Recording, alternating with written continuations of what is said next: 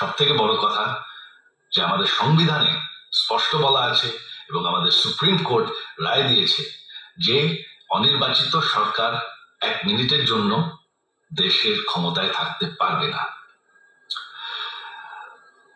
আমরা আওয়ামী লীগ আমরা আন্দোলন করেছি, আন্দোলন করে এই দেশকে স্বাধীন করেছি, আন্দোলন করে গণতন্ত্র ফিরে এনেছি, আন্দোলন করে আমরা দেশের উন্নয়ন করেছি। আপনারা যে বঙ্গবন্ধুর মেয়ে শেখ হাসিনার বিরুদ্ধে বলছেন, আজকে শেখ হাসিনা না থাকলে বাংলাদেশ এত দূর আসতে পারত? অসম্ভব। কেউ কল্পনা করতে পারে না যে বাংলাদেশ এরকম উন্নতি করবে, এরকম উন্নয়ন হবে।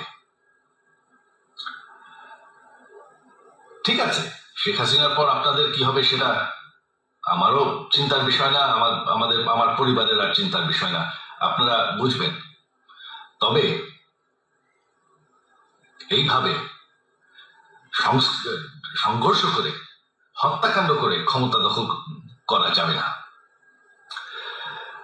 এটা আর আন্দোলন না।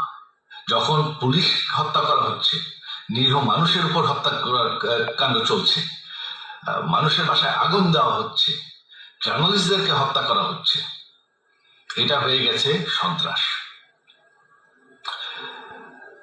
আর সন্ত্রাস মোকাবেলা শুধুমাত্র একটি ভাবে করা যায়। আমার অনুরোধ, আমাদের ল এনফোর্সমেন্ট, আমরা অনেক ধৈর্য দিয়েছি আর ধরেছি,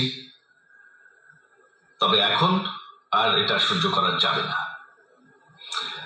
ল এনফোর্সমেন্ট এজেন্সি, বিজিবি এবং কি আমাদের মিলিটারির প্রতি আমার আহ্বান যে আপনাদের দায়িত্ব হচ্ছে আমাদের দেশের মানুষকে নিরাপদ রাখা এবং আমাদের দেশকে নিরাপদ রাখা, আমাদের দেশের সংবিধানকে নিরাপদ রাখা, সংবিধানকে রক্ষা করা। তার মানে 1 মিনিটের জন্য কোনো অনির্বাচিত সরকার আমাদের ক্ষমতায় আসতে দিবেন না। এটা হচ্ছে আপনাদের দায়িত্ব, কারণ সেইটা হলে আমরা আবার পাকিস্তানের মতন হয়ে যাব। আমাদের যে 15 বছরের উন্নয়ন সব শেষ হয়ে যাবে। বাংলাদেশ এর থেকে আর কোনোদিন ফিরে আসবে না। আমিও সেটা চাই না, আপনারাও সেটা চান না।